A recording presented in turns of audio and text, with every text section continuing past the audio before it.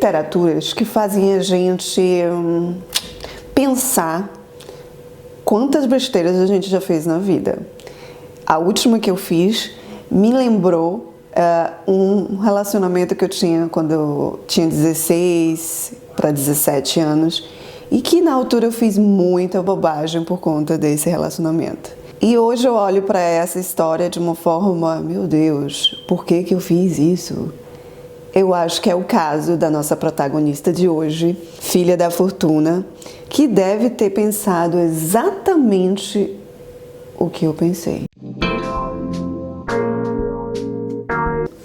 A nossa história de hoje tem como pano de fundo Valparaíso, no Chile, na década de 1843, e onde os irmãos Somers, dois ingleses, adotam uma menina e passam a cuidar dela como se fosse uma menina da alta sociedade daquela época. Criada em salões, na cozinha, e aí fica uma linha tênue, porque ao mesmo tempo que ela é criada, tem essa parte da vida que ela é criada nos salões, participando de festas, na alta sociedade que os irmãos Somers tentam introduzir no Chile, né, nesse período. Por uma série de situações, ela é criada como se fosse filha, e toda a educação que ela tem até então é baseada nos costumes ingleses. Ela vive dois momentos dentro dessa casa. Um momento em que ela está aprendendo etiquetas, como se comportar, um momento, e no outro momento ela está na cozinha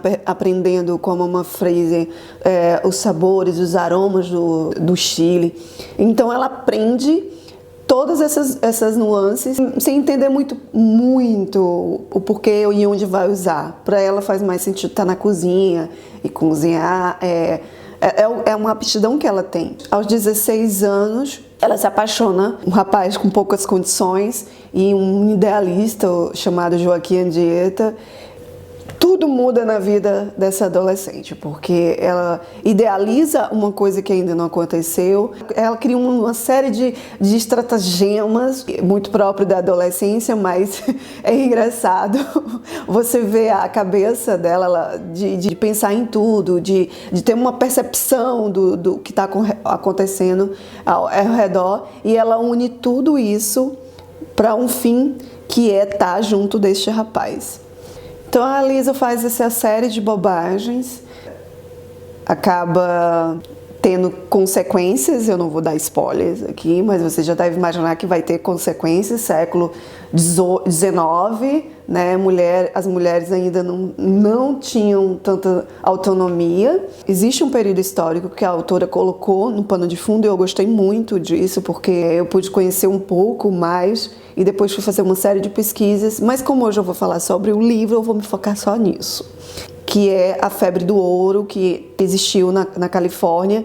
E então a gente também pôde ver um pouco como o ser humano fica, né, doido por questões de dinheiro, e muitos chilenos largaram a família e foram em busca desse sonho de enriquecer, porque o ouro naquele momento era muito fácil de encontrar. E a gente vai conhecendo também um pouco de São Francisco, que estava surgindo ali naquele momento. Então tinha muitos homens, de muitos lugares, e era uma miscelância de culturas que estavam ali. Então, voltando para a Elisa, o que a Elisa faz, né? O Joaquim se debanda para lá, ela, como uma pessoa sensata que não é, correu atrás de Joaquim, largou tudo que ela tinha, entrou num barco, também usou de vários estratagemas. A gente vai conversar sobre os estratagemas da Elisa para conseguir encontrar este homem. Meu Deus! É só parar para pensar que São Francisco, naquele momento, não era nada do que era hoje. Uma cidade lotada de homens loucos, que ainda não tinha uma sociedade, leis, não tinha nada. Era uma terra de ninguém. Uma jovem embarca em busca deste homem, que ela não, pense bem, não tinha WhatsApp, não tinha telefone naquele momento. Eu fico me perguntando assim, como é que essa menina teve culhão, essa é a pergunta certa, para fazer isso com apenas 16 anos. Então ela vai neste barco, a gente acompanha todas as misérias que ela vai passar nessa situação, mas a sorte dela é que ela tem um anjo protetor nessa viagem toda e que vai lhe ajudar muito.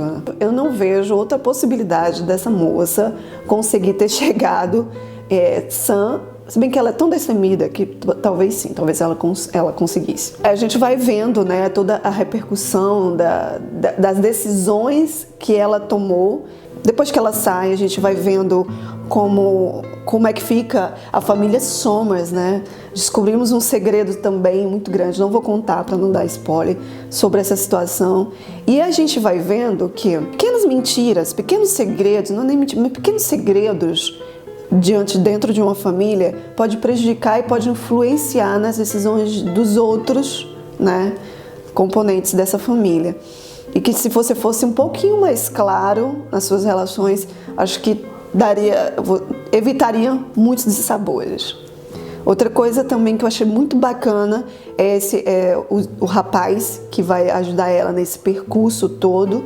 A gente conhece, nesse momento eu não lembro o nome da pessoa, mas eu vou colocar aqui em algum lugar. E esse rapaz vai ajudar ela demais. Então, os dois vão meio que se ajudar porque são de culturas diferentes, né? A gente vai conhecendo um pouco da China, a gente vai entendendo também a cultura como eles veem a mulher nesse sentido, né? Como é que eles também abordam. A gente vê como a mulher era abjetada, não sei se existe essa palavra, mas era mesmo uma questão de objeto, né? Principalmente na China. Horrível as coisas que a gente vai vendo nesse livro, vai perceber, dá um incômodo. Vai ter um momento em que a gente também vai ver a perspectiva de um imigrante também nesse período. E é muito louco, assim, você pensar quantas atrocidades a gente vê por falta de comunicação, por falta de um pensar uma coisa, pressupor uma coisa do outro. Nesse livro aqui da Allende, você ganha muito na leitura num contexto histórico. No primeiro plano, esse romance e tudo que vai acontecendo. Tem um crescimento da Elisa, né, que sai nessa viagem, nessa aventura com 16, mas você vai vendo ela crescendo, ficando madura, tendo posicionamento de uma mulher que não é da época dela. Atenção, lembre-se que eu falei que era terra de ninguém, né, esse período na Califórnia, em São Francisco. Lá tinham poucas mulheres. Tinha cenas assim que eu ficava, meu Deus, ela vai fazer, ela vai ter que se entregar, ela vai ter que se prostituir, ou então vai ser abusada. Eu pensei, tive vários mini infartos lendo este livro. Ela conseguiu ter uma ideia, mais uma vez sendo estrategista, de como ela ia fazer isso, né? De como ela ia conseguir sobreviver trabalhando, sem precisar se prostituir, sem precisar usar de artifícios femininos para isso. Em alguns momentos, ela aliou esses artifícios femininos para poder ajudar ela a ganhar dinheiro, mas não tendo que se prostituir, tendo que se vender para conseguir isso. Fez de igual para igual. E isso é uma construção de uma personagem feminina muito forte e que eu juro para vocês, eu leio muito, mas muito mesmo. E eu até agora não vi uma personagem se construir ou se revelar. Eu posso até dizer que ela se revelou daquela forma. Nas últimas páginas, eu fiquei em frenesi, porque eu queria entender, eu queria saber o ponto de vista dos outros, da família, né, o que foi que aconteceu. E além disso, ela termina de uma forma que você fica, mas será? Foi essa a pergunta. Então, é como se você estivesse do lado de fora de uma porta, a pessoa entra para resolver um problema e aí sai e você pergunta, que foi a situação quase. Se você sabe do que eu tô falando, leu esse livro e sabe do que eu tô falando, escreve aqui embaixo, Ana, sim, é o personagem que ela estava esperando encontrar lá. Só escreve isso, não dá spoiler pro amiguinho, né? Se quiser ler esse livro. Eu adquiri esse livro, se eu não estiver muito enganada, na Feira do Porto. E tem um vídeo aqui, o book haul desse dia, vou deixar em algum lugar. É um livro que te traz um contexto histórico muito forte. fala não só do ouro, da febre do ouro lá na Califórnia, mas também fala um pouquinho da cultura chinesa, tem umas boas páginas falando sobre isso. Na minha visão, isso é mais para te ajudar a entender quão objeto era a mulher nesse período. Tanto faz no contexto social que ela estava inserida ou em cultural, mas naquele período ela quer te mostrar muito isso. E para mim, quanto mulher, foi muito impactante, foi muito incômodo, mas foi necessário para eu ter uma visão ampliada, né, de quão felizarda sou por ter nascido nesse período em que estou hoje e não ter nascido nesse período histórico. Para além disso, a escrita da Allende é muito fluida, ela te deixa envolvida mesmo, a gente consegue ver não só pelo ponto de vista da Elisa, mas o ponto de vista dos outros personagens. E quem me acompanha um pouquinho já sabe que eu desconfio muito de personagens protagonistas em primeira pessoa, porque eu não sei se eles estão sendo realmente fiéis. Então eu me sinto mais à vontade quando eu vejo o ponto de vários ângulos aquela história. Filha da Fortuna foi escrito pela autora Isabel Allende, que é uma escritora chilena. É a primeira vez que eu leio algo dela e eu acho que eu comecei bem. O meu exemplar foi adquirido na Feira do Livro do Porto, eu já falei para vocês, pelo Círculo de Leitores. Eu comprei em capa dura.